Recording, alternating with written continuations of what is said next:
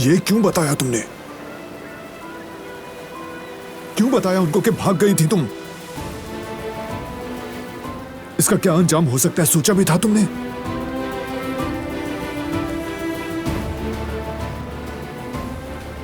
कुछ हो जाता तो?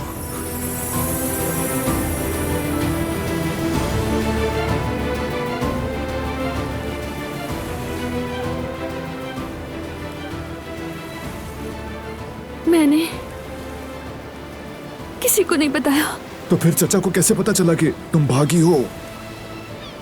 मुझे नहीं पता, उन्हें कैसे मालूम? यकीन करो, नहीं जानती मैं। लेकिन एक ना एक दिन तो इस बात का सबको पता चल ही जाना था।